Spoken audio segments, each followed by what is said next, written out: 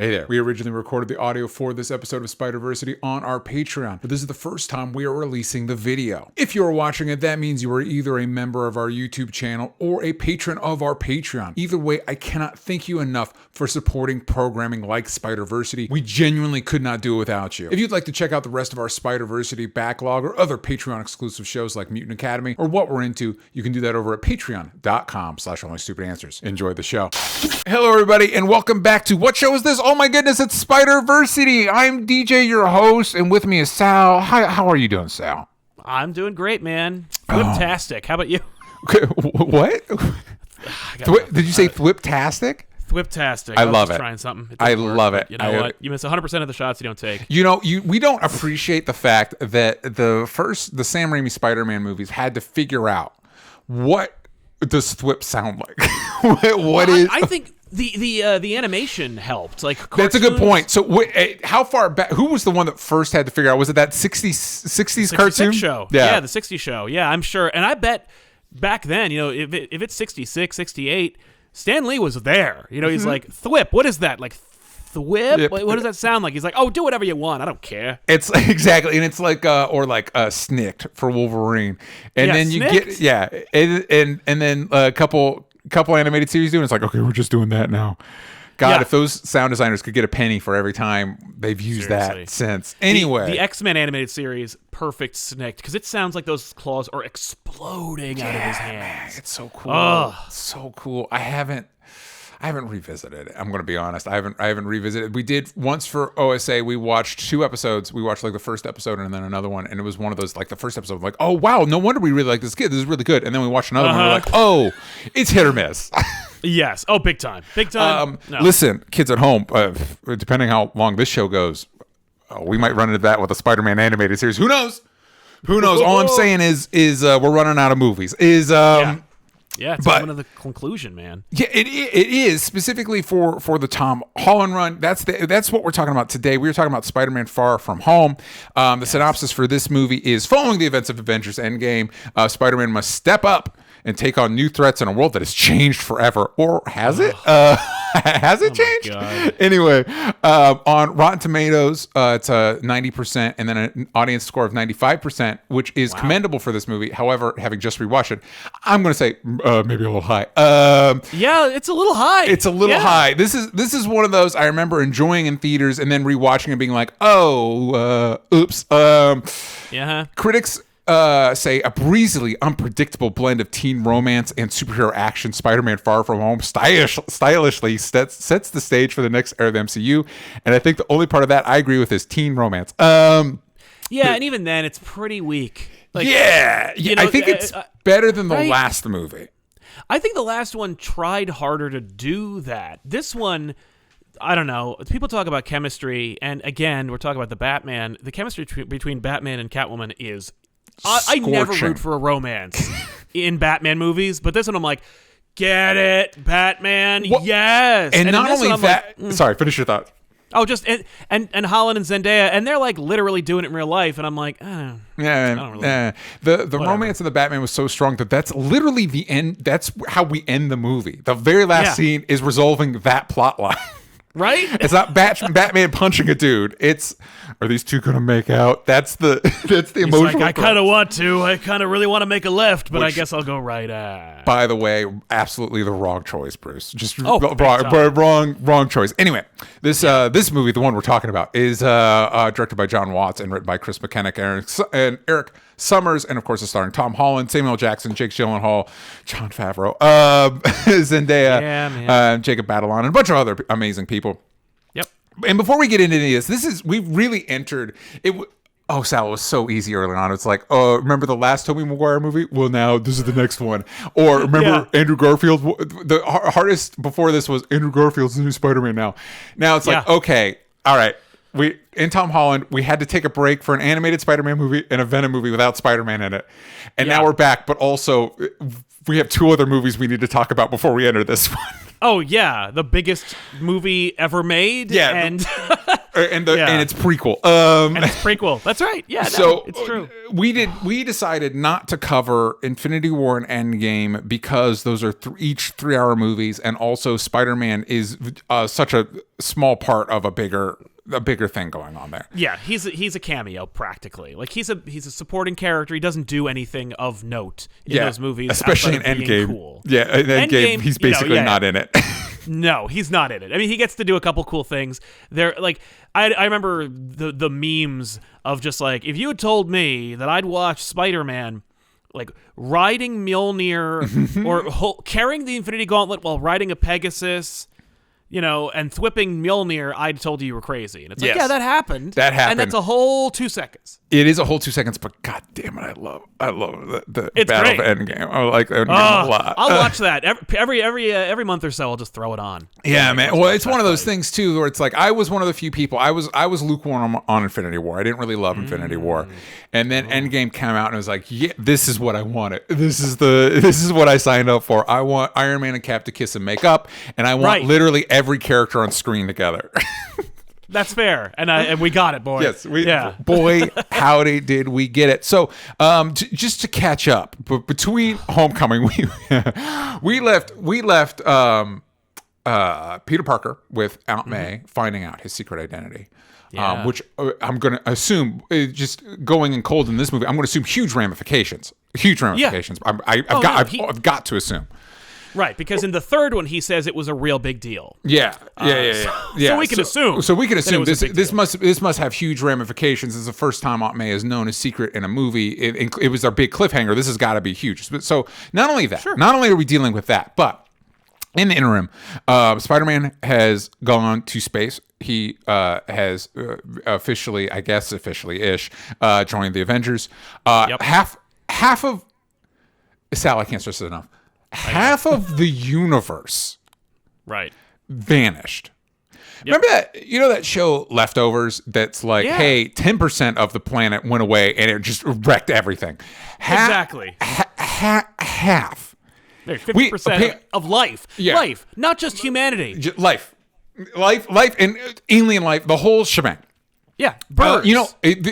Sal, I don't know if you know this, but we've been in a pandemic for over 2 years, where what is it, like 1%? Like, this is not me trying to I'm trying to make a point about how big a deal it is. Let's say somewhere between 1 to 10% of our planet has gotten grievously ill or died because of this pandemic, and the entirety of our existence has changed probably irrecoverably, completely, forever. Absolutely. But in this movie, half of everything gone. And then 5 years later, oopsie poops, they're back. It all comes back. Right. Because Iron Man doesn't want to have a kid again. He doesn't, no backsies on that. No backsies. Listen, you don't know how that affected Gwyneth Paltrow's, Pepper Potts' body. It was very hard. It was a hard pregnancy. We can't do it again. It had to have been. It had to have been. They're both in their 50s. It's true. It's just statistic. We're not trying to make judgment. I'm not gonna. No offense. I'm just saying. Biologically speaking, it's just. I don't know if nanites can help that, but all right. You know what? Whatever. So that's the baggage we're coming into this movie. We're coming in with not only Peter Parker's secret being out, but literally the entire half of the planet, including Spider-Man, vanishing and then returning 5 years later. And I just think, man, that's got to be what this whole movie is about, because there's no way that you could just hand wave this away in a scene. Right. Because then there'd be like no stakes. There'd be nothing else matters at that point, because you're like, well, if you can just hand wave half the planet disappearing, what are we even doing? Right, with a jokey speech from Aunt May. Yeah, as an anecdote. Anyway, let's dive in and let's see how this turns out for us. Yeah. May I also say this is this may be like kind of like you'll feel this throughout the movie, but like for the last 2 franchises for Spider-Man, every sequel we've gotten is a sequel. Yeah. Like Spider-Man 1, what's going to happen to Peter Parker next? Spider-Man 2, it sets up what happened and it pays it off. Amazing Spider-Man, for good or ill, does the exact same thing. Yes. This is not a sequel.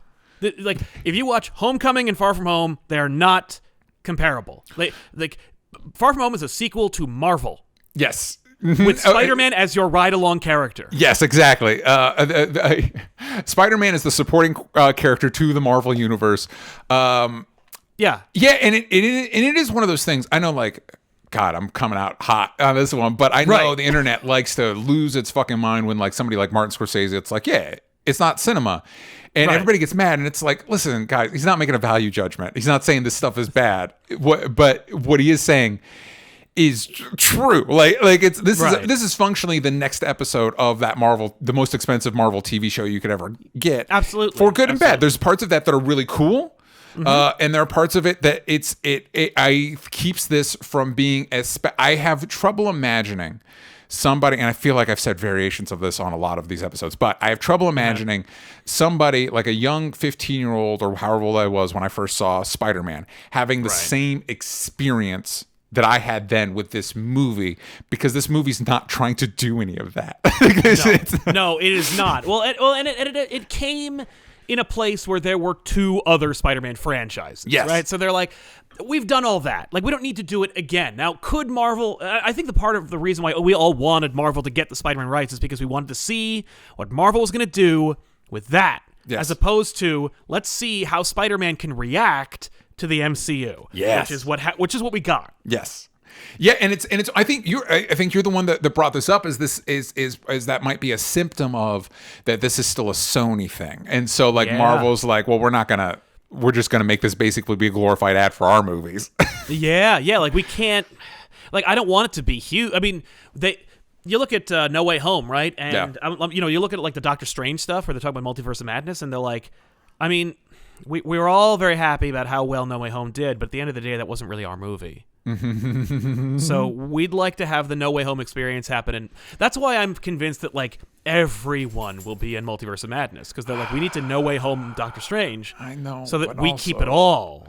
I know, but I don't want that. I want a Doctor Strange movie. I just want a good Sam Raimi directing it. Yeah, exactly. I just honest to God, it's like, can we just pretend this isn't part of the MCU and just let Sam Raimi do whatever the fuck he wants with Doctor Strange? Oh, please.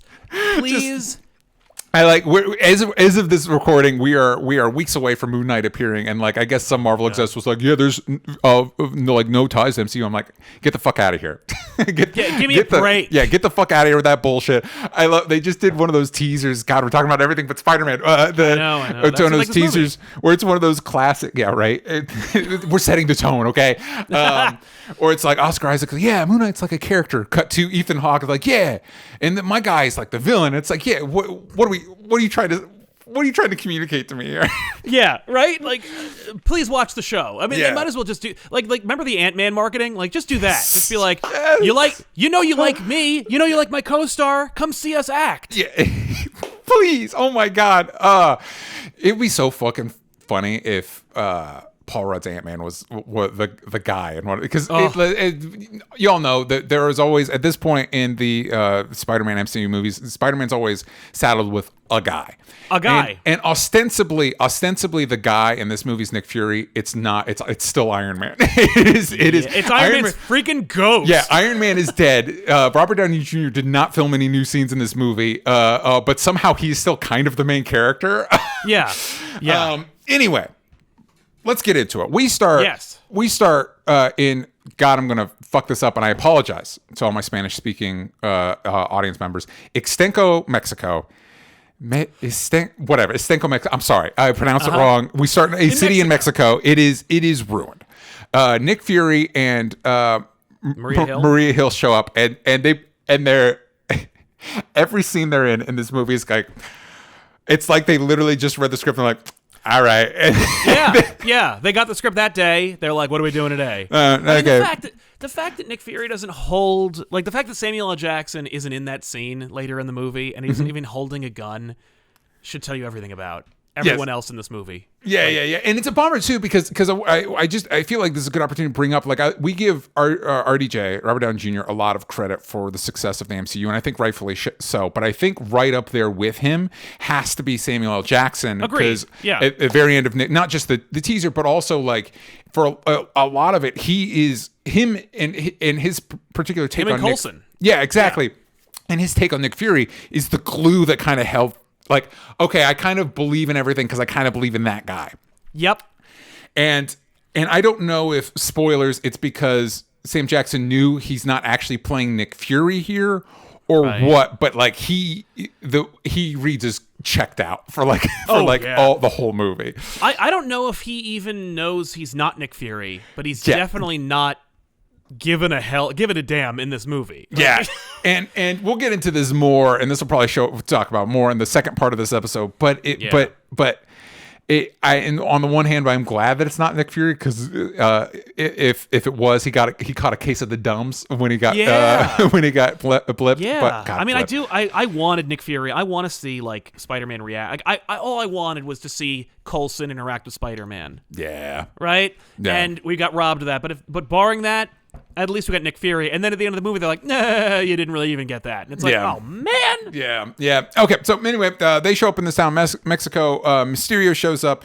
Sandman, air quotes, shows up, and Mysterio's like, "You don't want any part of this." And he's kind of right, because I don't think the scene does it. I don't know why this scene exists. Like, it doesn't do it. It is. Just cut it. Yeah. This is something you could just cut. You can just you don't need Mysterio to like have a big bombastic entrance and to imply. There's no one going to that movie who doesn't know Mysterio is an illusionist and a bad guy. Yep. You know, I had a twist in my head about this movie where I was so convinced, because they were doing the whole, the Lego sets came out and they spoiled a lot of things. Where they're like, oh, Molten Man's in it and Hydro Man's in it and Sandman, and I'm like, none of those characters, they're not going to put Hydro Man in this movie. Like, they're all illusions or something. Okay, fine. And like they're going to imply the multiverse, and Mysterio's from there, and it's like the trick, the twist would be he's full of crap. Yeah. But I thought that the big thing at the end was going to be, he really is from the multiverse. Yeah. Like, and he's going to leave, and Nick Fury's like, no, you're under arrest. Like in like in Spider-Man, I think, or Spider-Man. Yeah, I think you're right. Well, I think it's Spider-Man. Isn't it? We learned that the Ultimate Mysterio is the 616 Mysterio. Yes. Yeah. So it's like, wouldn't that be kind of awesome if he's like, well, time to leave, and Nick Fury's like, oh no, you're not going anywhere. You're under arrest, and he's like, no, I don't belong here. I can't be here. And that would actually have been really help set up part the 3. multiverse. Yeah. But no, we have to have Loki say that the multiverse doesn't exist, just so it can also make it exist somehow. Right. Anyway, and also have always existed. Yes. Like that. That way there can be Spider-Men. Mm-hmm. Yeah. Okay. So then we get cut to In Memoriam, and I think immediately the audience is like, cool, we're going to get another, because the opening film by Peter Parker. Yeah. Film by Peter Parker, fucking great. And listen, this is fine, except that actually it's not fine. I don't like this. It got a lot of laughs in the theater, but I remember it just being like, I don't like to use this term, so I'll use that ironically, but it was cringe. Yeah. Like, and it's supposed to be. It's trying to be, but like but it's like remember in Minority Report, Colin Farrell calls it an orgy of evidence. Mm-hmm. That's what this is, where it is it's a famous bowl of bad. Yeah.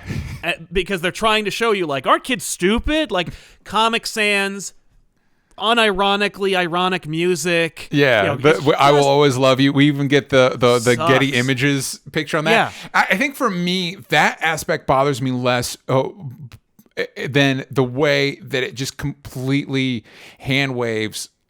God, I knew I was in trouble when they're like, people are calling this the blip. I'm like, no, they're fucking not. No, they're not. God, we're all calling it the snap. We're all calling it the snap, and you tried to own it by calling it something worse? Or the event, or literally, God damn it, half, as far as these people know, they don't know the whole universe. Half of the human race vanished, and we're like, oh, the blip. The blip? Yeah, the oops. Blip? Are you, exactly, the how many people fucking committed suicide after this happened that are not coming back? Can you imagine? Just like, oh yeah, I like 5 years. 5 years is a long time. If like you have been married and it's like my spouse is gone, I got remarried. They had a mental illness. We had a hard time. They killed themselves. Now I'm alone again. Then my original person comes back. Like all these real, and they're like, don't think about it. Yeah, a catastrophic collapse of human civilization as we know. Like, oop, the blip. Nerp. So, the marching band's in the gym, but they're playing a game right now. Oh, snap. Oh, my God. It's like a billion 9/11s, and we called it the blip. So funny. So cute. Yeah. All right. So, so Peter lays out. He's got this elaborate. Oh, and also, by the way, we learn what's the deal with Cap. So we have this in Maury, and we say Cap is dead. They're saying Cap's dead, and I'm like, yeah. And then in Captain America: Winter Soldier, we kind of talk like he's like, did he just? Is Cap on the moon? What's Cap doing? I hope Cap is running Sword. Yes and no, because Sword doesn't seem great. They don't seem like and I would like to hope that Cap would be having a running a better organization than that. Maybe that's wishful thinking on my part. Well, but he also is a million years old, so like he's only going to run it for a little while. Like, yeah. Or Cap is rebuilding Shield. Yeah, something like that. Will we see old Cap in the Captain America 4 with Sam Wilson as Cap? There's no way we won't. Yeah, absolutely. All right. All right, so Peter lays out this elaborate plan to woo MJ on their European trip. And boy, do I have questions about the European trip post blip. Yeah, he's laying this out to Ned, and we are just going from 0 to 60 in this. MJ and Peter barely spoke in Homecoming. Now, ooh boy, do they have crushes? They want to make smoochy face. Yeah, she kind of looks at him like maybe she might like him at the end of that movie, and now they're both just like, oh my god, I hope that they like me. Which really? High school is kind of believable. Very hormonal, moods change. I wish we'd laid the groundwork a little bit, but whatever. But like you said, we're too busy doing MCU stuff to do Spider-Man and set up Peter Parker in his life. Come on. Yeah, there's more development of Liz than there is of Mary Jane, or I'm sorry, Michelle Jones and Spider-Man's relationship. And it's just like, and by the way, I don't even care for the Liz relationship. I don't like that at all. But that's that's one of those things where he's like, I want to date an upperclassman. Ho ho. And she's like, I'm going to lower myself and date an upperclassman. Yeah, exactly.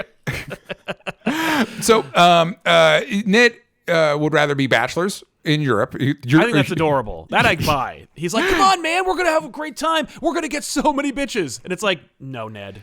And I do kind of like that they avoid that, because I think the easy direction would be to go is that Ned's like, oh, Peter, why don't you hang out with me? And that would be like a bummer. So I'm glad we're not there yet, but I'm glad we give Ned other things to do. We had 3 seasons of that in Daredevil with Foggy Nelson. And no one has any time or patience for that anymore. Don't be Daredevil. I'd watched 2 Batman movies where Alfred's like, don't be Batman. Yeah. I'm sick of the character that we're supposed to have that knows being a wet blanket about the franchise that's making $1 billion. Like, let's just enjoy it. Yeah, let's go along for the ride.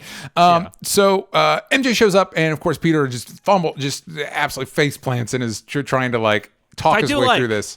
Yeah. I do like, and honestly, it is very believable for high school. Although now as an adult, I'm like, dude, come on, just to fucking get it out of the way, my guy. Just tell her, just do this thing. Exactly. It'll save you a lot of time. But like, they don't, teenagers. I mean, like, I remember. Mm-hmm. Yes, I can't too. I can't just go directly. I gotta, no. I am 15, and this other 15-year-old might be the love of my life that I'm supposed to spend the rest of eternity with, and I don't want to fuck that up. And it's like, guy, none of that's true. Just ask her out. None of that's gonna happen. The luckiest thing that's gonna happen to you is maybe you'll make out. End of story. That'll be the farthest you go. And so exactly. So just chill out about it. So we cut to a charity event at Salvation Army. Do we not introduce Feast until 3? I think that is Feast. But because there's Salvation Army logos though. Yeah, I know. Maybe they're like sponsors, or maybe maybe Feast is like a small organization outside. Like she's like renting the Salvation Army hall, or maybe she's working in conjunction with the Salvation Army. So what does Aunt May do? What does May do for a living? Do we think? What does she do? That's a great question because they never answer it. Okay, all right. At least we went. At least in Amazing Spider-Man 2, it's like she's working to become a nurse. And it's like, okay, Anyway. But I think we find out it's Feast because I think on the check it says Feast. That makes sense. All right. So anyway, the Spider is super awkward on stage, which is great. He can't be good at everything. Yeah. And we find out that May was blipped, but apparently Happy shows up with this comically large check, and we find out they talk about his beard, and he says this is my blip beard. So I took this as he was not blipped. Right. I didn't think about it too much. I remember him saying it was my blip beard, and I thought that was like the beard he grew after the blip. Like, I'm going to live life to the fullest, and the thing I could think to do that is goatee. A beard. Yeah. I thought that was what that was, but it could be that he's like, no. Yeah. Is like a sad Ted Cruz goatee. Well, like, I gained 80 pounds, so how do we explain that? I guess it's just that I lived through the blip. I don't know. I don't know which one it is. Spidey is in his Iron Spider suit during the sequence, and it looks slightly less shitty. It doesn't look good, but it looks less bad. And what's hilarious is in the trailers, it's not the Iron Spider suit. Yeah. Which sucks. I was like, oh man, we're gonna see the Homecoming suit again, and they're like, no. And no, also it's Iron suit. having rewatched this movie now, I don't think there's a single scene where he's in any suit that it's not CG, which is a bummer. It's a bummer. Total It bums me out. Yeah, no, he's a cartoon character the whole movie. Yeah, I feel like the take for this movie, kind of Homecoming 2, is basically like, okay, what if they keep saying like these movies are like, what if Spider-Man was John Hughes? And it's like, no, it's not that. It's what if Spider-Man was one of those early aughts teen comedies that you forgot about and caught like on a hot afternoon on Comedy Central. Yes. Like that's the humor we're going for here. And when it's not that, it's like video game cutscene. Pretty good video game cutscene, but definitely clearly no physical person exists in this scene. No, it's a PlayStation 3 cutscene. It's pretty good. Yes, it's pretty good. It's pretty good. But we're not there yet. It's like those cinematic ads for like World of Warcraft and like 2014 or something. Yeah, those look great. I remember being like, you can make a movie like that. Yeah, and then they did, and you're like, well, never. Whoops. Oh. Yeah, well, their problem was they tried any humans. No. No. It's all CG. It's all CG. That's a good point. And then the other thing is they took their charismatic actor and they made him a troll, and then they took the sleepy actor and made him like the main guy that you see. Main guy, yeah. That movie was a disaster. Yes, but we're not talking about that movie. Not Warcraft. No. But Pepper Potts makes a rare cameo in this movie by not being in it, and instead submitting. By the way, this check that she gives to May is like her.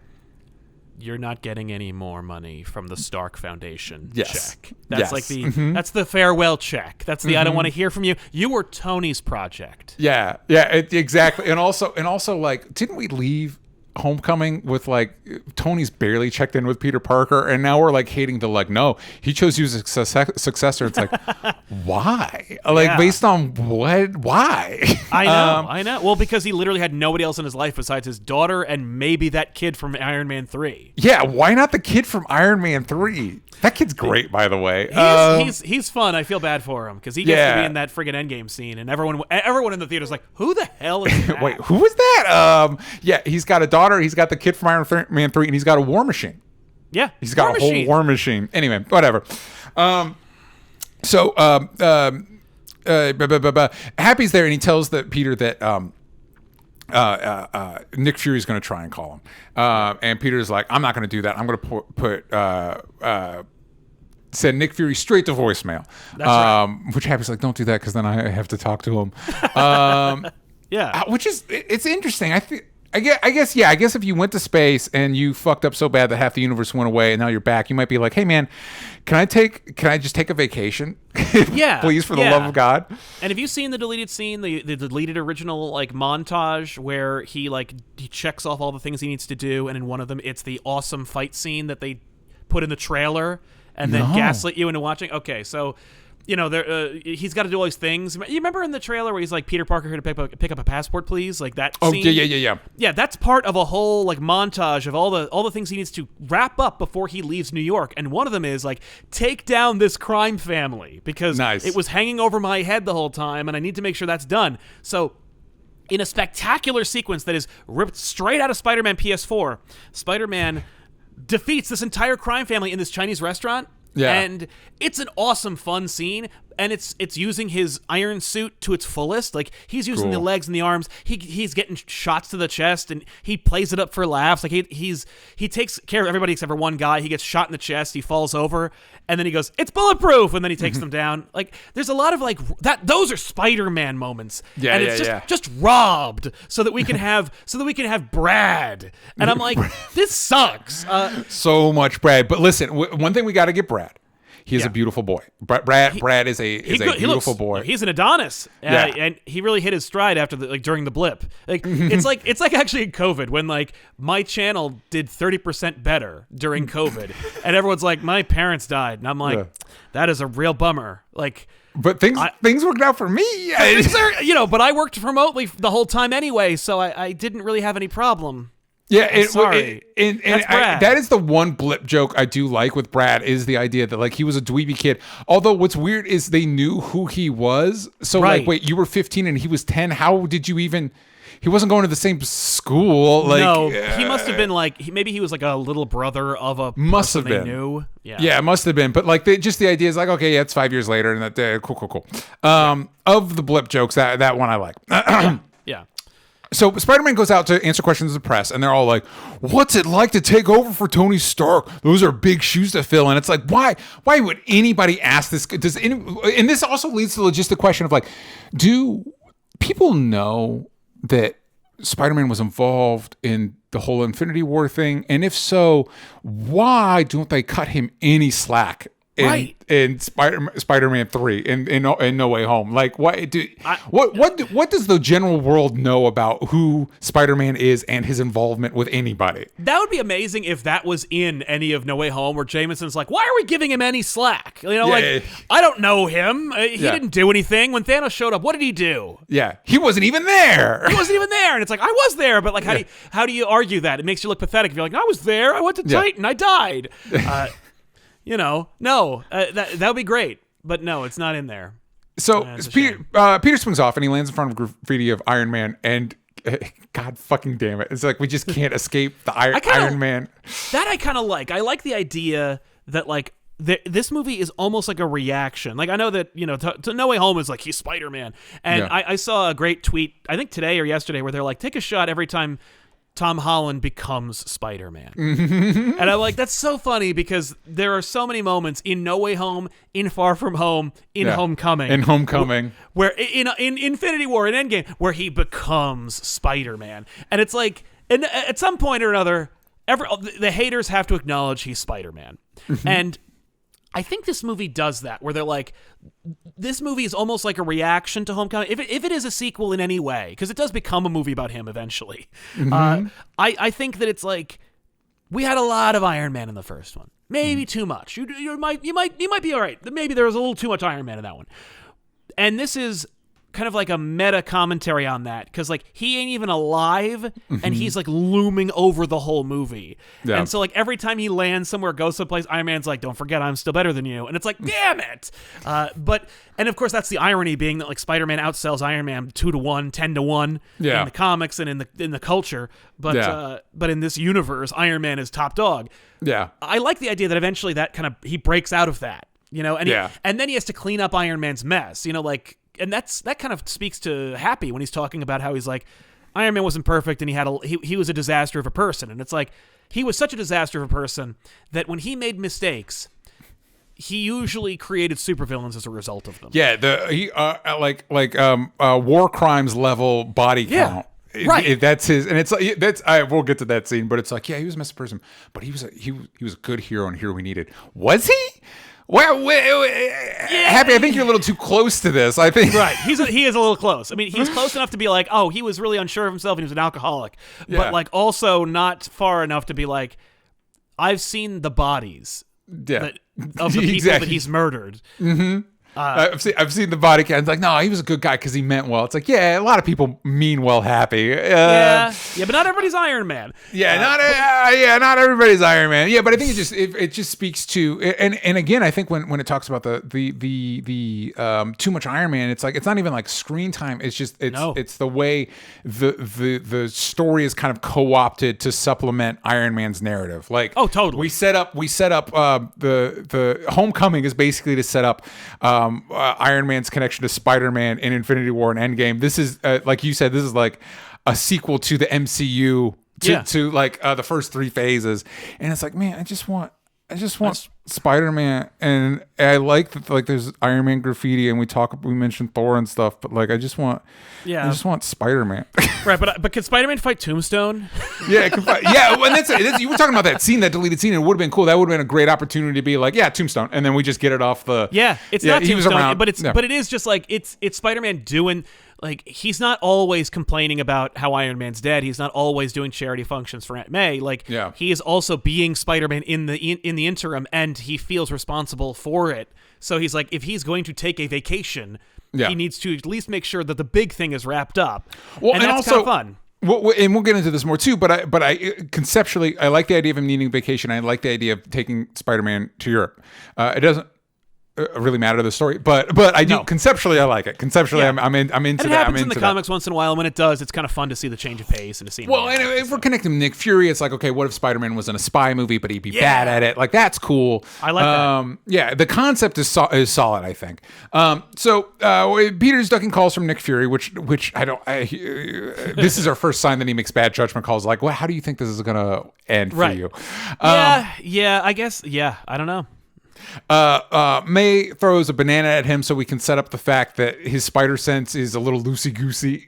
Yeah. I don't understand the motivation for that, but I also like, especially since like the most beloved Spider-Man movie of all time already did that. Like made his powers not work, and it's because he's like not being true to himself.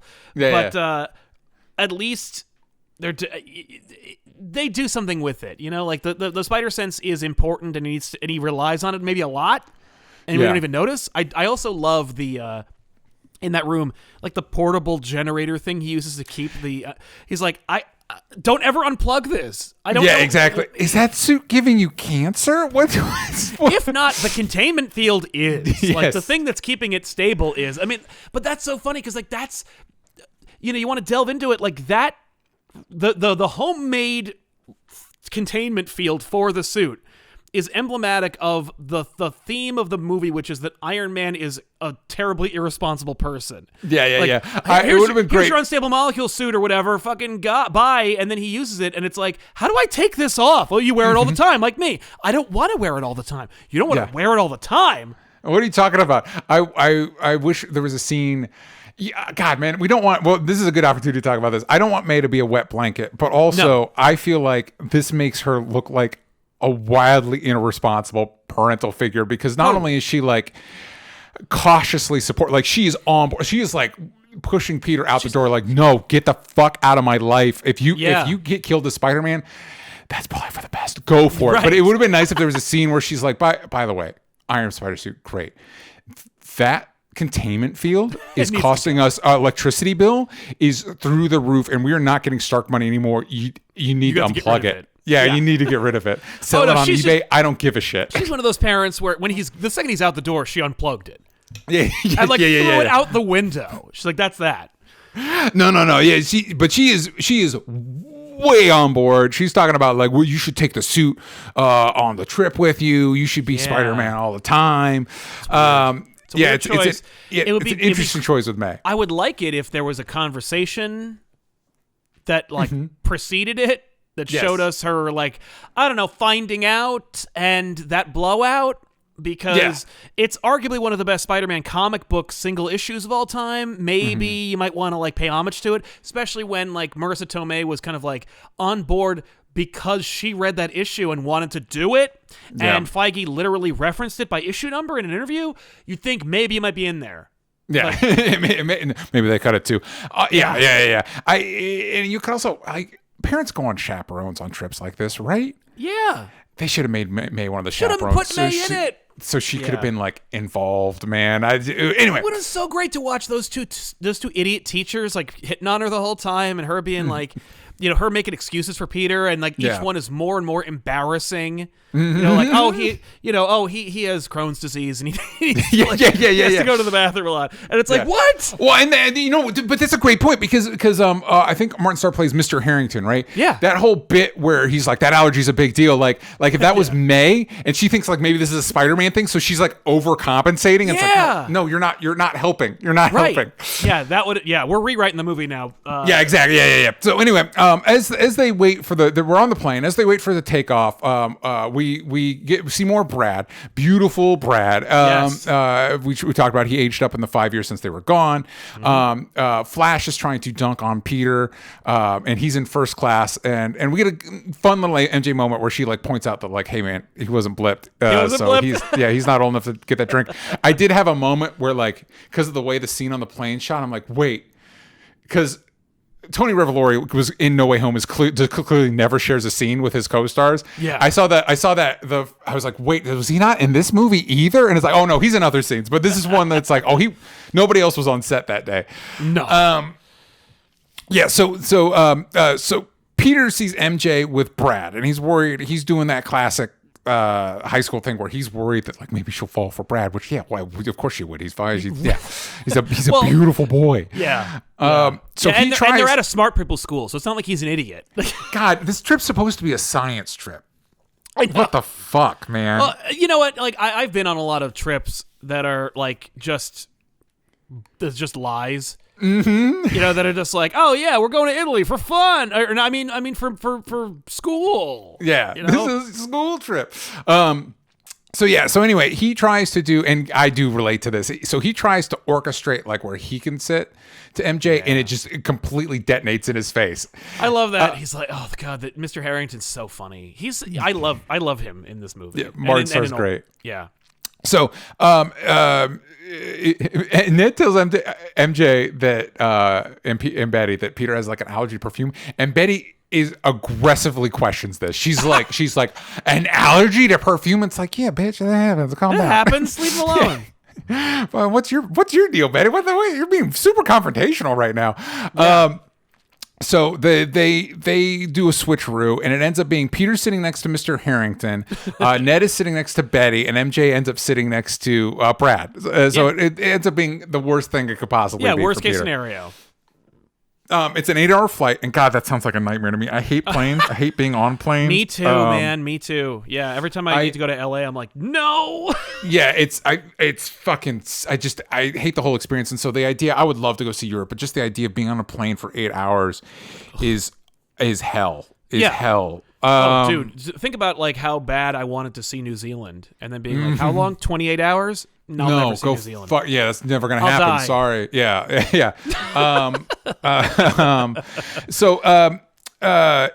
We in a truly disgusting scene. I can't stress enough how truly horrific this scene is. Peter goes to the bathroom, airplane bathroom. He uses the bathroom. He washes his hands. He opens the door. He sees MJ. He freaks out. He closes the door. And then he proceeds to clean the entire bathroom, including the toilet seat, with his hands. And he then uses those hands to futz with his hair and then puts them in his mouth to look at his teeth. And there's not a shot of him washing his hands post toilet cleaning. No. Oh, if you've ever been in an airplane bathroom, oh my fucking God. It is a truck stop. It is the fucking, literally every surface is covered with pee. Yeah, absolutely. No. It's and not to mention the grody people who do it in there. No, yes. It is the truck stop at the sky. Yes. Yes. It is a nightmare. And he just shoves his little fingies into his mouth after touching that toilet seat. He's got a healing factor, but like, sure. You know. Sure he does. So then when he opens the door, of course, MJ's gone. Brad's there. I guess MJ decided to hold it. Maybe she went to the other bathroom. She probably found another one. There's two.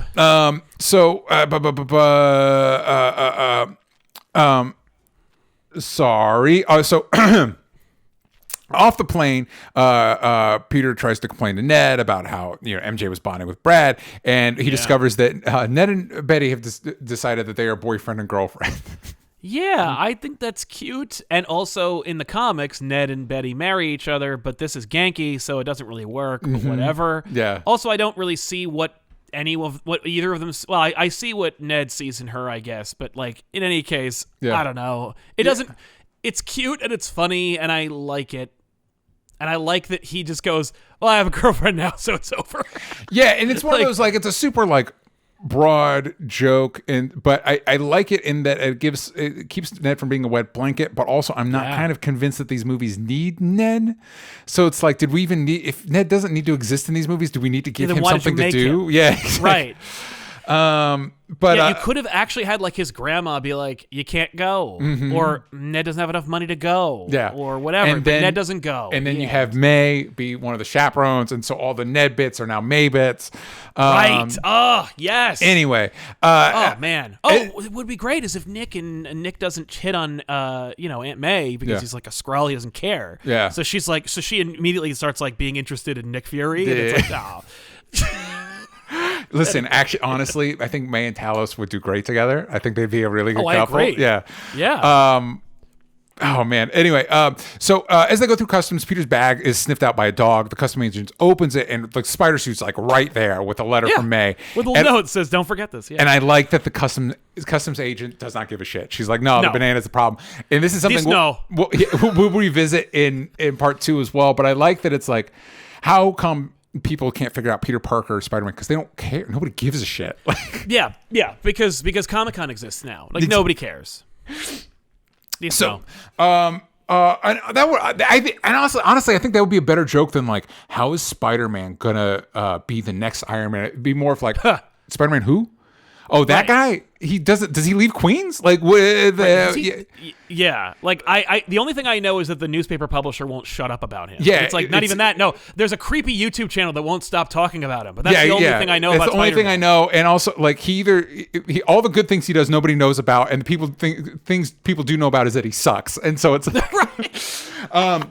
Yeah, you mean that Iron Man groupie? No, I think not. No. That's good. Let's talk about War Machine. Right.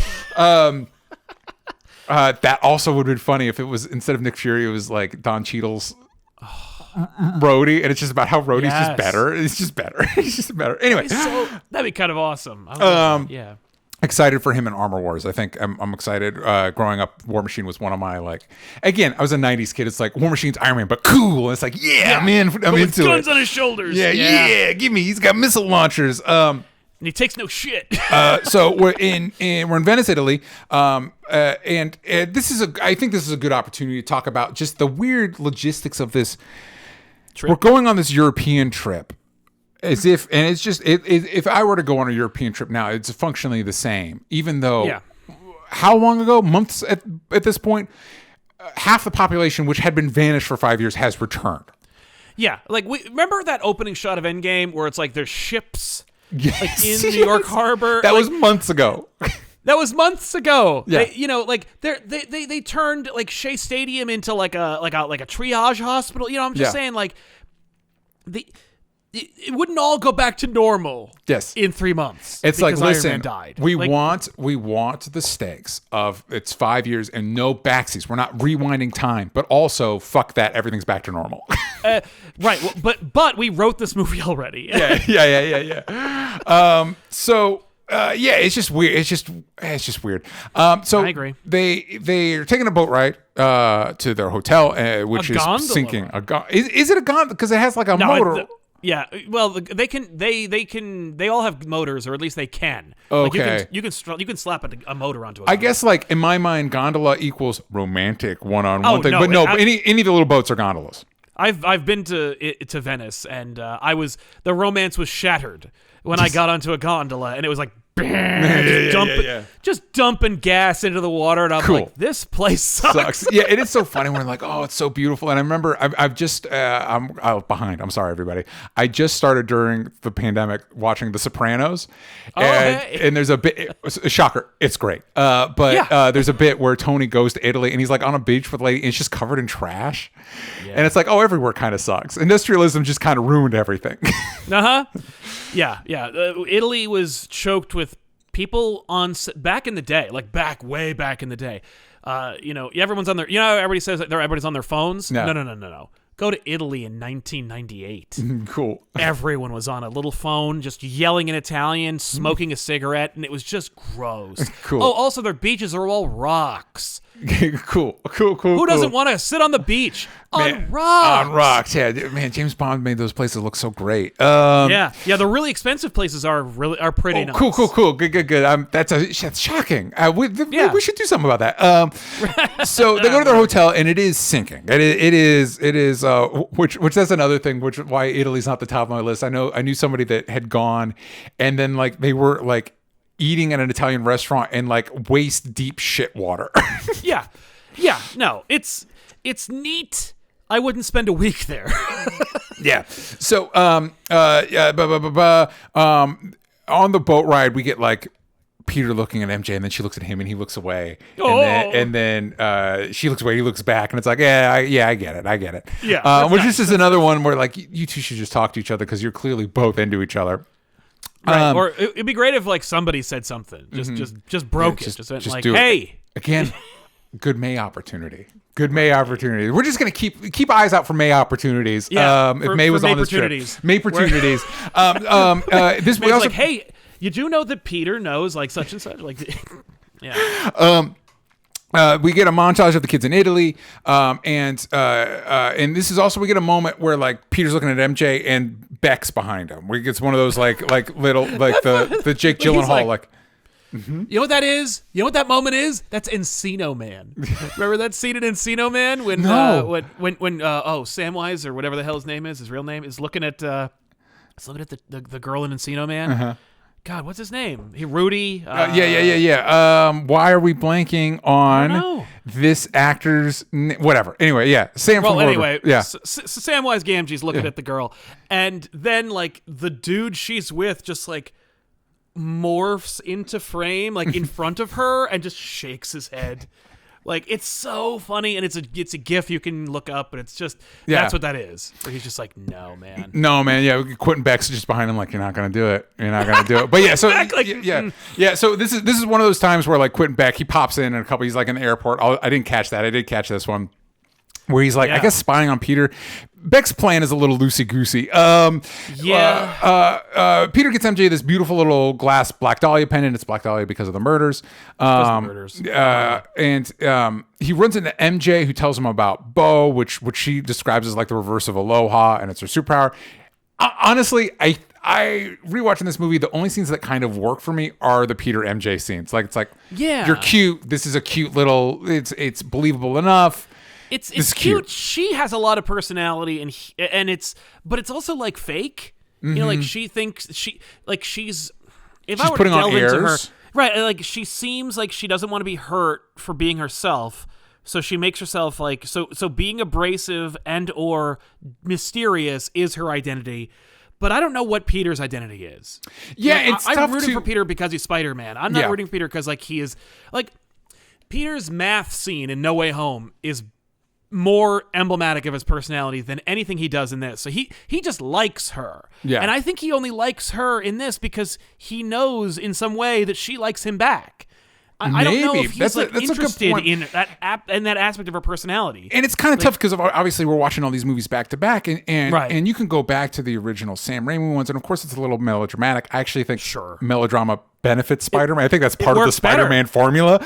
Dude, when it pushes in on her, when she says, "I want to act," movie. I'm like, you have me. Well, and that's the thing is, it's interesting that like the diminishing returns. It's like MJ, they really put a lot of time in. Like, this is what she wants. These are her goals. This is why she would find somebody like Peter attractive. This is why Peter would find her attractive. Bingo. We get a little bit of it with Emma Stone and Gwen Stacy. Obviously, Emma Stone's fantastic, but she's just a smart girl. And she is a brilliant actor, and their chemistry is undeniable. So like it all just, you don't even care at the point. Like when you're seeing Garfield and Stone together, you don't even care that they have nothing in common. Mm-hmm. They are incredible together. Well, and and she gets the stuff with the science, but she's kind of like, she's a science girl. We have that with MJ a little bit too. Like, she's dark, and it's like, right? Cool. But like, why does he like that? Yeah, like, why is he into that? What does she want? Like, does she have goals? Like, no, when they all want to go to MIT, I'm like, you do? Why? Yeah. For what to reason? Do what? It's to study for what? Like, what are you trying to? And that's the other thing. She's at a smart person school. Like, what is she smart at? Like, I don't know. I'd like to know more about them. I'd like to know more about them. And I think you're on the nose too with the kind of the Peter of it, which is like, other than him being attractive Tom Holland, like, what is appealing about this guy? Yeah. Why does she like him? Like, maybe because he's mysterious too, but like, we know that's fake for her. Yes. So it is going to come more. A lot of fakeness in this movie, and it makes certain scenes on the rewatch tough because it's like, well, none of this scene matters because nobody is who they say they are. I promise you this: there's no deleted scene that has more depth for these characters. Cool, good. Why would we need it? So MJ spots like crabs on the dock, but we get shots of the water that's doing goofy CG things, and shit goes down. Hydro Man shows up. Part of me, I call him Maury Bench. Part of me, I don't know how you do it, because I like conceptually, I like what we're doing with Mysterio here, but I do. Is there a way that we could like have it be Hydro Man though? Like, could part of the grift be that it actually is a Hydro Man? Like, please, because that's fun. Like, we've never seen Hydro Man. Yeah. And on the news they name him, they call him Maury Bench. Yep. They say how he became Hydro Man. Yeah. His origin is in the news. So I'm thinking maybe Mysterio or Nick Fury / Talos heard about Hydro Man and co-opted him. Yeah. Hydro Man's messing up one of the 5 boroughs in New York where he belongs, because his name's Maury Bench. He wouldn't be in freaking Venice. But but he's doing that, and they're like, we're just gonna, like, since there's a cover story for Hydro Man, we're gonna use him here. Yeah. Maybe because any of that's more interesting than fake Molten Man, fake Hydro Man, fake Sandman, fake fake Wind. No, the Wind. There is a Wind person, but we don't know. There is I don't a Cyclone, remember. and oh, what's okay, funny is gotcha. Cyclone is French. So he is a French supervillain that shows up, I think, during the original Clone Saga. So, like, you could have Cyclone, I am French and I hate Americans. Like, that'd be so funny. And just like make him look like monsters, but it's really dudes with tech. I don't know. Just do the again, we'll get into this. That will be cooler than fighting drones. I'm just going to throw that out there. I don't know that it'll apply later in the movie. It's just I can't imagine how. God, drones were having a moment in the late 2010s. Yeah, there's a whole Rick and Morty episode about drones. About drones? Oh my God. Stop drones. Yeah. So one thing that we don't do anything with, but I always think is cool, is that, and it happens every time Peter fights one of these elementals, is web shooters don't do shit. They're no good against them. Too hot, too wet. Yeah, exactly. Yeah, exactly. It's too wet. I can't web it up. So Mysterio shows up and looking surprisingly badass. I am kind of glad that we leaned into, like, okay, if we're going to try and fake that it's a hero, let's get Jake Gyllenhaal. I do like that. So we got Birdman to play Vulture, and then we got Bubble Boy to play Mysterio. It's like, I know. I see what you did there. I see what you did there. Also, Jake Gyllenhaal is great, and despite the fact, everyone's like, oh God, another holdover Iron Man villain. This sucks. I like it. Like, I like his origins, and I like his portrayal. Similar with Vulture. I think Vulture and Mysterio are like, the setup is good. I don't know how there's got to be a way that you make it, okay, they start as Iron Man dudes, but then they become Spider-Man dudes before the end of the movie. Like, you could say after these movies, now they're Spider-Man guys, but like sometime before the third act. Yeah, please. I guess you kind of do with Beck, but I like the setup. Like, I think it works. Yeah, I think with Beck you do, because he's like, oh, I don't really care or regard him, and he won't leave me alone. Vulture, same deal. He's like, but this kid won't go away. Yeah. And it becomes Beck specifically like, well, I got to kill Peter Parker now. Or this has got to be. But yeah, right. I like that. We'll get into that to that more. So this ends up being like Peter puts on a little festival mask, which again I always like. Makeshift masks whenever Spider-Man has to do that. Right? It doesn't mean anything. It beats him taking his mask off willfully and fighting his entire Endgame battle with no mask on. Which is always frustrating. So he offers to help Mysterio, but this mostly amounts to just him like webbing collapsing buildings that were like, well, that one probably was set to be demolished. It doesn't look like it was going to hold up much longer. Right. Well, and your webbing dissolves after an hour, so like it will fall down probably when you leave. So great. Way to go. Good job.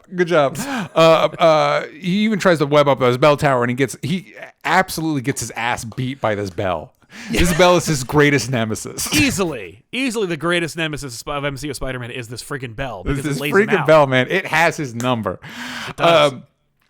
For whom the bell tolls, it tolls for thee. It tolls for thee. Brad is with these kids. He even says when Brad's like running with, he's like, kids follow me. It's like, wait, aren't you the same age, Brad? Right. Don't be a creep, Brad. Yeah. And then one of the kids is like, who is this guy? And Brad's like, I don't know, but he's kicking that water's ass, which it competes with my favorite joke. It's either this or, and I should have mentioned this on the plane, is when Mr. Harrington's like, did I tell you how my wife pretended she was blipped? That's so pathetic. Is he the one who says I have night terrors? I think so. He's like, yeah, she faked her own death. Yeah. And they had a funeral, and he's like, the funeral, but it was fake. I mean, the funeral was real, but she was still alive, and she married somebody else. That was death. I was like, that killed me in the theater, and I'm like, this poor son of a bitch. He needs so much therapy.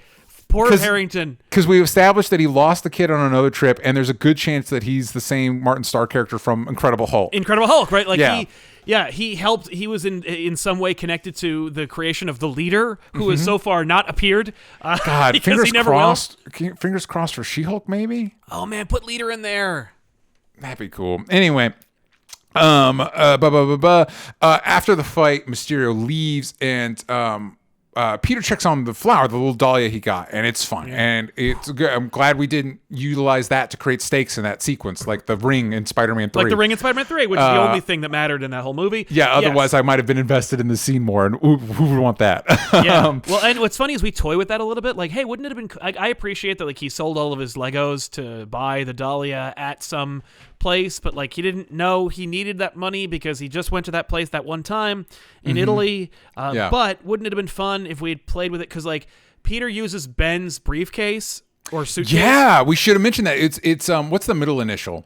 It's BFP. BFP. Yeah. Which again, so many questions, especially post No Way Home. It's like, what? Is Ben around? Like, was Ben a thing? Yeah, I think Ben was a thing. I mean, he says from all the things that she's been through, but like. He has Ben's briefcase or suitcase, and spoilers, it's destroyed, and no one is sad about it. Yes. And that sucks. But like, hey, wouldn't it have been cool if like that Black Dahlia thing was something that Ben got May, and then May's like, you can give it to her, and then cool. There's stakes. Yeah. No, we don't want that. No, we literally just ignored the fact that half the planet vanished. We are firmly in no stakes territory. Yeah. So back at the hotel, everyone is speculating about the origins of Mysterio and Hydro Man. This is where you get that moment where like Flash looks up and finds the origin of Hydro Man from the comics. Yep.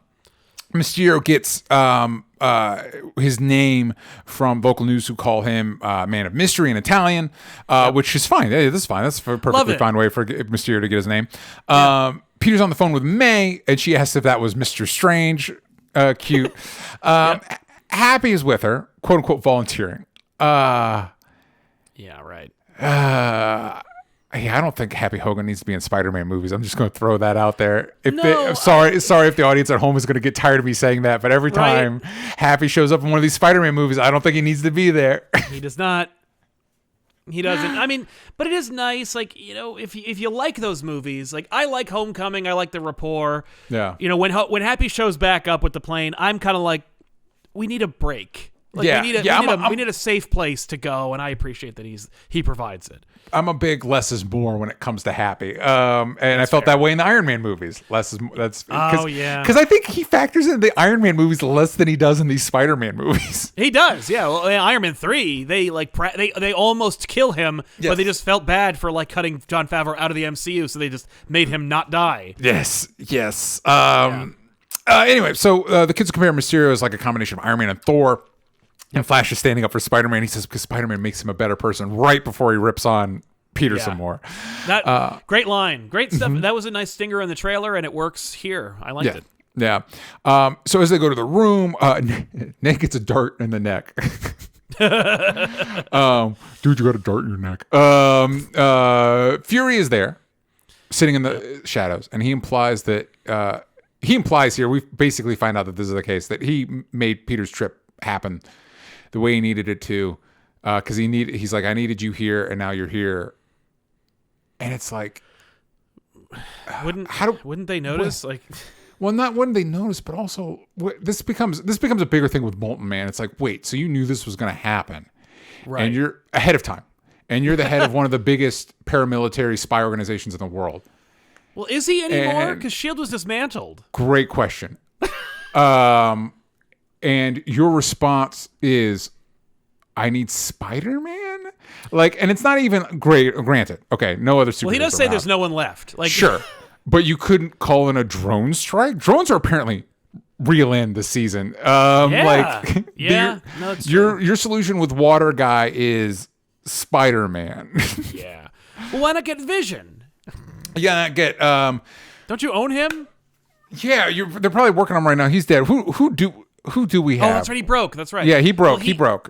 Spider-Man name drops Captain Marvel. Don't invoke her name. Ha ha. Yes. Thor, Off-World. Doctor Strange is busy, I think. Is busy. So that's it. Black Panther. Yeah, why not call Black Panther? But also, again, we've established, you know about these guys ahead of time. Soldiers, armies, just a dude. Remember that big gun Coulson used? You probably have that in storage. Just have Maria Hill. Maria Hill shoot one of your big guns at him. I think you still have the Tesseract guns from Avengers 1. Use that shit. I don't know. Anyway, Hawkeye, Scarlet Witch. Yeah, you definitely have a Hawkeye. Hawkeye's still around, and I'm going to be honest with you. He'd probably be a little bit more useful than Spider-Man. Anyway, at least has an arrowhead for something like these. He probably has an ice arrow. Anyway, Fury's trying to give him the lowdown on the situation. He keeps being interrupted by people like knocking on the door, Betty calling for Ned or whatever. So that's fun. I like that scene. It was it's a fun little bit. And then they bail to a gondola and they go to the Fury's secret base. Yes. During this ride, he gives Peter these Stark glasses that I guess Stark had left for Peter, but given the Fury, and then we're like, oh, this is why he wouldn't. Nope, I'm getting ahead of myself. I just stumbled on logistical questions. But anyway, when did he give them to him? Yeah. Yeah. But also, anyway, whatever. If the goal was to give them to Peter for Peter to give to somebody else, why did he give it to Fury? He's like, well, we wouldn't give it Fury because Fury would just keep them. Except he did give them to Fury. Right. Yeah, and why did he give them to them at the funeral? Yeah, anyway, because this isn't Fury. I guess he gave him to Talos. Right, yeah. I don't know. Anyway, he gives him to Fury, and he's like, Fury's like, heavy is the head that wears a crown. Stark said you wouldn't get that because it's not a Star Wars reference. And it's like, didn't he call those really old movies in Civil War? He did. Yeah, he doesn't even know what an AT-AT is. Like, and he's a big Star Wars fan now. Yeah. All right. It's a funny joke, but it's also not paying off anything because Peter literally makes bad Star Wars references. Mm-hmm. So he could have just said it's not a movie. It's not a direct movie reference. And that was the line. Yeah. But no. Also, again, I don't understand why Peter's the guy. Why is Peter the guy? Because we had to make this movie. Yeah, I guess so. Yeah, that's a good point. I'm sorry. You're right. We had to make the movie. So at the base, we're introduced to Peter. Fury introduced Peter to the team, which includes Dimitri. He's a scary looking motherfucker. That guy's taken some lives. Yeah, he has. Yeah, and we're like, oh boy, Dimitri, is that Chameleon? No. Nope. No, he looks like Kraven, though. He's going to be a supporting character in the Kraven movie. He's not even the bad guy in the Kraven movie. He's not even the bad guy anymore. Yeah. I remember they were saying he was going to be the bad guy. Now he's not. Now he's a supporting character. He's just a supporting character. We got a whole other bad guy. We get Maria Hill, and we get Quentin Beck, who establishes that he is from a different Earth. The Earth that the MCU takes place on is 616, which is interesting that considering spoilers, Quentin Beck is lying. It makes me wonder because I think like DC likes to do this, where like each movie takes place on its own Earth, and then the main one is the comic book Earth. And it's like, you could do that here, where 616 is the main Marvel Comics, and then the MCU is its own alternate Earth. I mean, Marvel Comics has definitely already done that. Like, there is a name for the Marvel Cinematic Universe Earth in the Marvel Universe comic book multiverse. Yeah, it would be cool if like the movie Strange. Who could you do that with? The movie Strange hangs out in the comics. Strange for a minute, and he's like the only one that knows. I would love to see a moment in Multiverse of Madness where like he's going through the multiverse and like there's a 2-dimensional Doctor Strange, like a comic book page, and 2-dimensional Doctor Strange like peels out of the page. Yeah, that'd be cool. So anyway, he gives this whole story about his world was destroyed and elementals and yada yada yada, and it's like. My brain checks immediately out because the second it's like, okay, Fury's not who he says he is. Right. Beck is not who he says he is. None of this matters. Right. We're just eating up runtime, and so then you start thinking like, okay, then what is this about? What is this about? Also, how would you make it work? And it's like, well, if this told me, I think what makes like reveal movies work, it's that if you go back and rewatch them, you glean new information. So if this told me something about Beck, subtextually, that when I watch it again, the lie tells me something about the truth. Maybe that would make it more engaging, but it's just plot mechanics that don't matter because they're all lies. Usual suspects. There's nothing good. There's nothing good about the reveal. Yeah. Fuhrer wants Peter to go to Prague because they know because it's cheaper to film in Prague than it is anywhere else. Yeah. Because I think that's where they shot Ghost Rider 2. That makes sense. You know, God, like that movie's a demented blast. I really like Ghost Rider. I like 2, it actually. too. I hate the actor who plays Satan, but that movie. Oh, there's a lot to like about that movie. Yeah, man. If only it took place in Nevada or something. No, it has to be Europe. It has to be Europe. It's cheaper to shoot in Prague. Ghost Rider's typical stomping grounds, Prague. Yeah, classic Ghost Rider. So Peter's like, nah, I don't want to.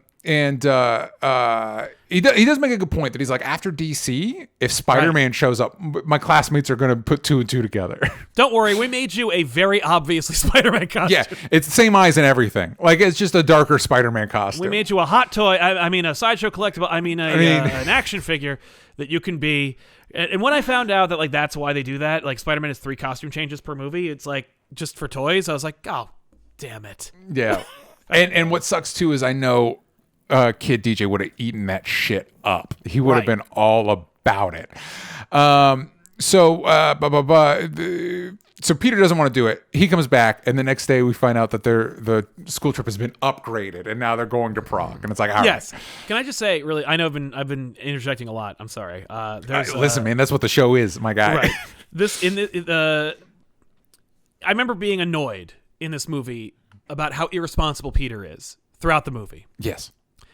And I'm like, this isn't like Peter. Like, he has Ben's briefcase. He's heard the line. Yeah. In the context of No Way Home, I'm like, okay. Mm-hmm. Peter is incredibly irresponsible throughout this movie because we're waiting to get to the next one. Fine. And like, I'm sure they had that in mind. I'm sure it's not something they just figured out halfway through No Way Home and like, well, I guess this now? No effing way. They went, oh, right. Peter kind of sucks. Yeah. So on the bus to Prague, Peter puts on the Stark glasses, and they connect him to Edith, which is basically just another Karen. And how come we didn't just do Karen? Great question. Because we wanted this joke. Edith stands for "Even dead, I'm the hero." Cool, Tony. What a cool dude you are. Yeah. And so at a bus stop, Dimitri's the one driving the bus. This new upgraded bus that they're driving, and he directs Peter to a building where a blonde spy asks him to undress, pretty much just for the sole purpose that Brad can find him. Like like they've already built this. Like, what do they need him? He's not going to change into the suit while he's on the trip. Like, what are you?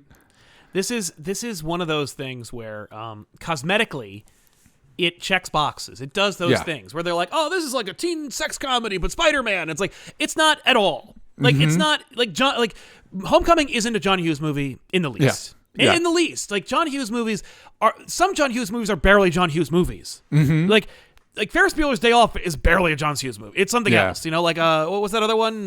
Employee of the Month? But, those ain't John Hughes movies. But like it's all just window dressing. Why do we do that? So that Brad can come in. Like, the fact that Brad is so bizarrely insistent on like reaching out to MJ actually makes him more of a creep. Yeah. Like, Peter should just be like, show him to her. I'm jacked. She'll love it. You weirdo. Why are you so obsessed with me? Like, that would be the reaction, and it's so like unjustified. The rest of the like, I remember, and it hit the audience. Like, the audience went like, "Wah, ha, ha, ha," when he walked in, and I'm like, why? Yeah, like, because we've been trained to like to respond to these things. Like, oh, it's something like. Have you checked out the HBO show Winning Time? No. Okay. So it's doing that thing. I think Adam McKay only directed the pilot, but it's doing that like late stage Adam McKay thing where like a character will look at the camera and say exposition, but in the tone that it's a joke. Yeah. And so it's like, I guess if I do it in this pitch, the audience will laugh because we're trained to think that's a joke, but there's not. He's basically just reading a Wikipedia entry. Like, it's not a joke. Yeah, like, exactly. And it's the same thing that it's like it behaves like it's a joke, but like nothing's really happening here, and it doesn't make any sense. Like, you would just, are you going to measure him? And also, Brad comes in, takes the picture, which fucking weird, Brad, and then leaves, and then the trip's ready to go back on. So like, what was the plan? Because you still got the suit and it fit fine. So like, what was the reason to do that? What was the reason? Because you were only going to be here like minutes. So I don't. Yeah. Anyway. Ridiculous.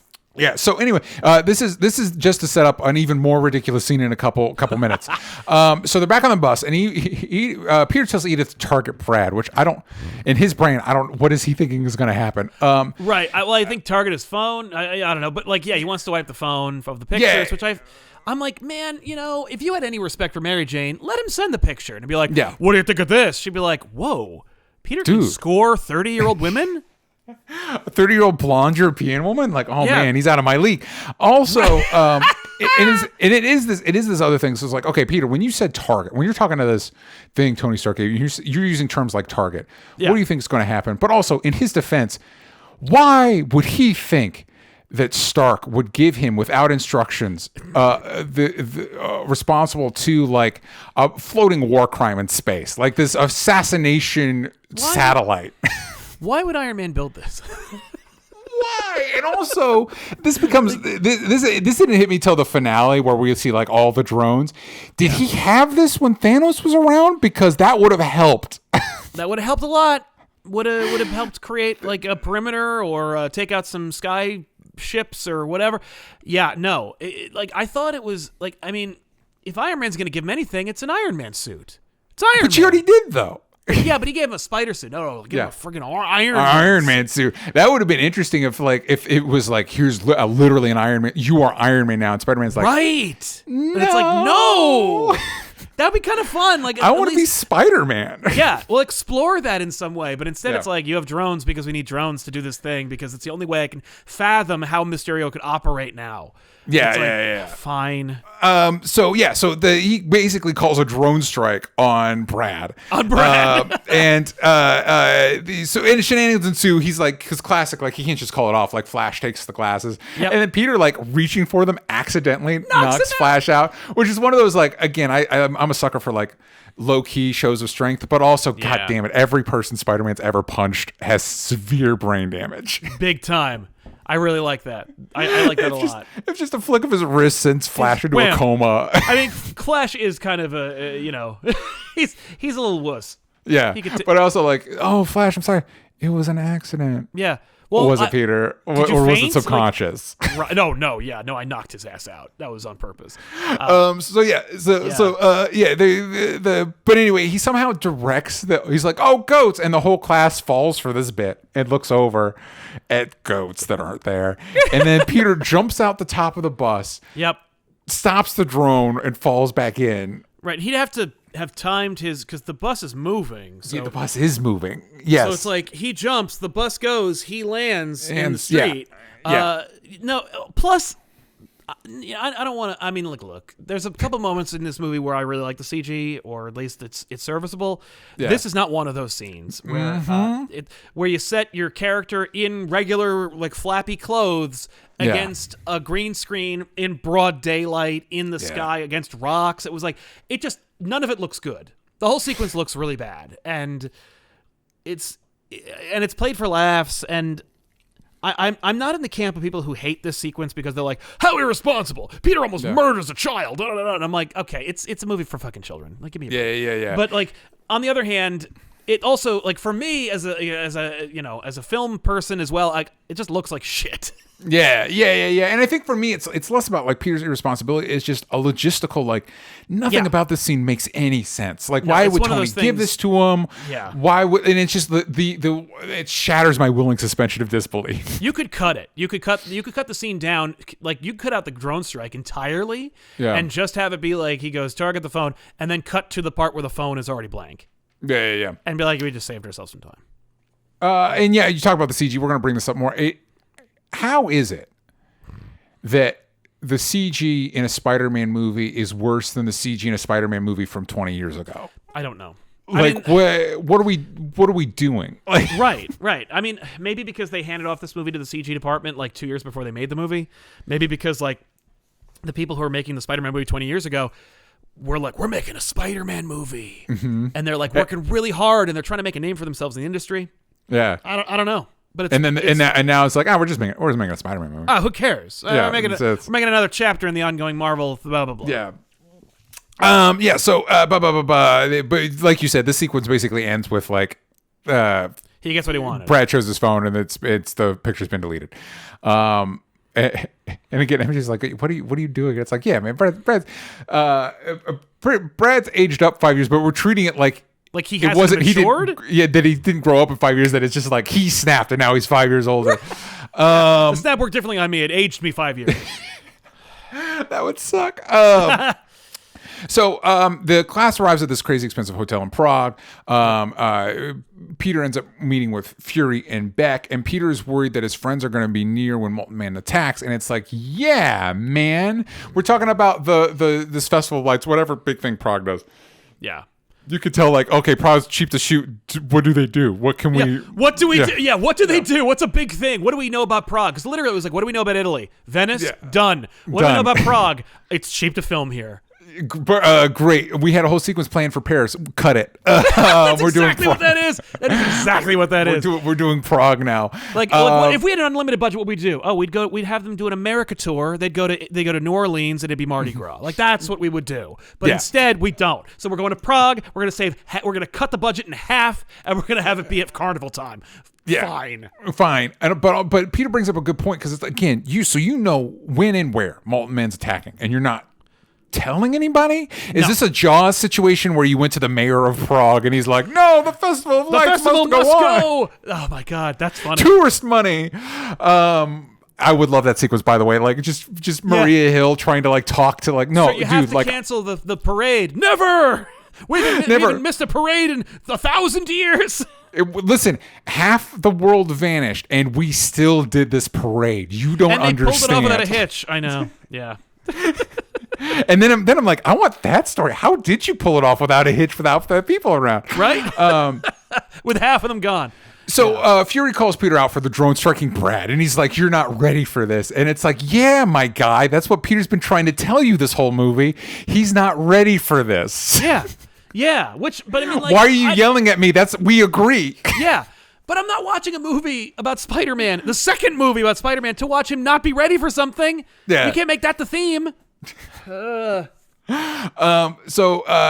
Peter is pouting on a rooftop when Beck comes to, like, talk to him and give him, like, a pep talk.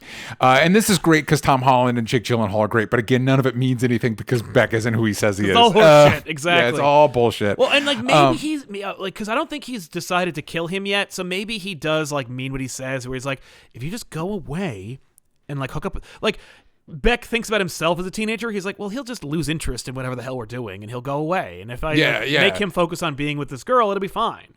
Well, and that would be interesting too. If, like, and this would be a good opportunity for Beck to be like, I felt like I wasn't appreciated. It's like, oh, now we're actually finding out something that is true, is true about this person. And so that when the lies go away, we still have that kernel of, like, well, because I think that's the compelling thing in a movie when a character is lying or deceiving, is the ways that the truth finds ways to, like, peek through. Yes. And that way we know something about this character who we invented, who is the lead. Yeah. Yeah. So Peter uses Edith to send his class to the opera. Which how did they fake the tickets? We do see that there's no seats, so it might have been nobody's just going. Like, so it's like we just pirated tickets, and it's not like it's full, so it's not going to matter. It won't matter. Also, what does the opera have to do with math? Yeah, why are they in Europe? Why is the science class in Europe? I think Harrington's just like, I mean, we're going to Prague. I don't care. Yeah. But don't make it your science teacher. Make it your history teacher or something. No. So class 8's going to the idea of the opera, and I will say 4 hours sounds like a dog, but it could be pretty cool. Opera can be pretty cool. I saw a 3.5 hour production of Hamlet, and I fell asleep a good hour into it. Well, how were the other 2.5 hours though? No, you got an hour. How was that first hour then? I missed the whole play. I woke up halfway through the play, and I saw everyone. Because I went on a school trip to Stratford, Ontario, and we did it every year to the Shakespeare Festival. And, that's where the most of us go. Yeah, right. Yeah. Like, we're going to Stratford, Ontario. We got into a van in New Jersey, and we drove 12 hours. And we I grew up in Florida. We went on a trip to Jacksonville. It's like, there you go. But yeah, man, but it was like that. I'm like, I am these kids. Like, I know this experience of, like, going someplace exotic like Canada and being forced into culture. And we all had to watch Shakespeare, and I like Shakespeare, but not this. Yeah. And it was just a row of teenagers that were all just asleep. Yep. It's just like, no one's going to go. No, this is actually brilliant. If I were a kid at that trip and it's like, we're going to go see the opera for 4 hours, I'd be like, cool, sit down, wait for Harrington to look at the play, leave. Yeah. Which is whoever I'm hooking up with. Like, basically what they do, because in classic Parker Luck faction, MJ is like, well, you want to share opera glasses, which implies sitting next to each other, which of course Peter wants to do, but Nick Fury's literally in his ear being like, this shit's going down now. Yeah. And so he commits to it and then forces Ned to come up with a lie for him. Right. MJ sees him leave and follows, and then this leads to Betty, Ned, and also Brad following. And and Molten Man shows up in the middle of Festival of Lights, which we didn't bother to evacuate. Nope. And I also have questions about what these drones do. This becomes more important in the finale where they do so many things, but like shit's like melting in the Molten Man. He's like eating materials, and it's like, wow. No, he's like Doc Ock's freaking portable son. He's just like he's just an energy vacuum. Yeah, and it's like, how is that working with drone and whatever? Oh, I know. I know. Also, so we get this is the whole big fight in the middle of the Festival of Lights with Molten Man. And in the middle of the fight, Nick Fury and Maria Hill like get in the cars and start driving there, and it's like, from where? Where were you? Why weren't you here? Again, why aren't there, not that I'm necessarily pro-gun, but why aren't there people with guns shooting them at Molten Man? Right, like, no, I know. No, this fight is a mess because, like, okay, Peter's in his stealth suit. Yeah. His spy suit that has fingerless gloves for his handy-dandy fingerprints to get all over everything. All over everything, yep. Like, there's this whole none of this makes any sense. You're confused though, because this is actually the European knockoff. Night Monkey is actually who this is. You're right. It is Night Monkey. It is Night Monkey because Ned and Betty are in Ferris wheel, because of course they are. Where are you going to be in the middle of this fight? You're going to be on the Ferris wheel. Got to be on a place you can't leave, so you can be a damsel. Yeah. And so Peter's trying to save them, and Ned tries to cover for Peter by saying it's Night Monkey. And this whole fight ends with Beck, quote unquote, doing like the sacrifice play to sacrifice himself. I like him doing his like hammy dialogue. I like him being like, for my family. Like, I think that's really funny. And I like him doing it. I think we can both agree Jake Gyllenhaal's great in this movie. He's great. Yeah, we haven't really praised him enough for this, but it's really good stuff. Yeah, he's a talented boy, and he's good here. And he gets better as it goes. Yeah. It sure does. That's where we're going to end episode 1. I got to get to this turn so we can move into episode part 2. Yes. With blinders off, as it were. Right. At the end, Beck pretends to sacrifice himself. Betty says Betty says she kissed Ned, but she thinks she threw up in her mouth. Yeah. And it's like, well, I can try and find a mint. And I'm like, that's because the other way you could do that is that he just kisses her, and it's like, this is kind of funnier. I think this is a funnier bit. Yep. God damn it. So Fury, everybody's doing a routine here. Fury comes up and says, like, because again, this is Talos, this threat's done, but there will be others, and we need you to be a part of a team. I've got something called the Avengers Initiative. Please join my team. Right? What? Fury invites Beck to Europol headquarters in Berlin, and I do not know what the difference is between Europol and Interpol. Me either. I'm sure it's made up. I think I looked it up. I think it's a real thing. Then I don't know what, because I remember I've been rewatching Batman Beyond. And they mention Interpol a lot for some reason. Yeah. Bruce Wayne's always like on the phone with Interpol. Anyway, and then he's talking to like Peter, and he's like, Stark believed in you. He made you an Avenger, but you need to decide what you want. Whatever. Yeah, like shut up. You don't even know. Beck invites Peter to grab a drink. Peter mentions he's not 21, which I don't know the rules in Prague. I don't know if that's well. It's like that's an opportunity for a joke where he's like, "You're in Europe." It's okay. Also, you just saved the world, maybe, because the bullshit story about like Molten Man will absorb the Earth's core, yada yada. So at the bar, Beck asks Peter what he wants, and Peter eventually tells Beck that basically he just wants to make out with MJ in the Eiffel Tower. Right. And Beck points out like he won't because of responsibility, and the waitress finds the Stark glasses on the ground. Peter must have just dropped them. Weird. Yeah. Peter puts them on, and Beck's like, nah, you don't look good at them. And then Beck puts him on, and of course he looks great because he's fucking Jake Gyllenhaal. Yeah. Jake Gyllenhaal basically doing his version of he's playing Beck as if Beck was playing Tony Stark. Yes. And so it works. And so Peter's hung out with Beck, like he's probably had like 2 conversations with this guy. Yep. And he's like, you know who deserves these glasses? This drone strike. In Peter's defense, he didn't see the massive moon-sized space station with the drones. So maybe he doesn't know exactly the level of what he's handing to Beck. Right. But he just hands them over to Beck and he signs them over. And he's like, world. That's an irresponsible Peter Parker. That's a person who's like, I don't want to do this. Mm-hmm. I want to make out with this chick over here. Here, take these. Please take them away. It's like Nick Fury can't wear them. He's only got one eye. Will it even work? I mean, who's to know? So he gives Drone Strike RS to Beck. He's like the world needs a new Iron Man. I'm like, does it? Does it need a new Iron? It has one. His name's War Machine.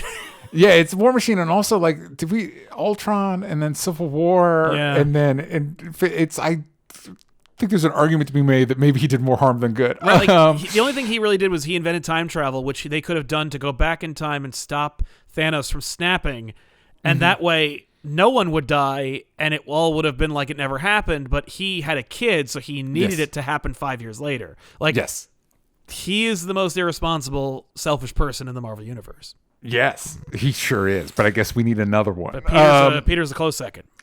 Yeah, exactly. And so, he hands the glass over, and after he's gone, the bar staff and the patrons and like parts of the bar start to flicker. Oh my goodness, it's an illusion. And I think what sells this is fucking Jake Gyllenhaal is like, was that so hard? And like his glee, his like villainous glee, it's like, yeah, baby. Yeah, it is. And that's where we are going to end with that reveal. That is where we're going to end part 1 of our Far From Home discussing Sal. Yes. For the kids at home, what are you doing? What are you up to? Where can they find you? I'm just making. Been doing this for a few years now, but I'm making funny comic book videos on YouTube. So come on by youtube.com/comicpop and come check them out. We just started doing shorts, so you can if you don't have time for our hour-long discussions, you can take 36 to 60 seconds and watch us make the yucks with comic books. Perfect. Seriously, if you like this show, you're going to love Comic Pop. Go check that out. If you're listening to this show, you're probably a patron. These are Patreon exclusives. Sometimes we release these first part episodes on as part of our normal Only Stupid Answers podcast. But if you want the second part, or if you want our other discussions, which include all the Sam Raimi Spider-Mans, all the Amazing Spider-Mans, Homecoming, Spiderverse, all that stuff, you can do that over at patreon.com/Only Stupid Answers. If you listen just to the audio versions of this, you can watch them early and live as part of the $15 tier. I want to thank everybody that's joining us live today. We got Ulysses Campbell, Kane, Glenn Caesar, and others. Thank you all for joining us. And stay tuned. We will be back for part 2 of our Far From Home discussion. See y'all next time. Bye, everybody.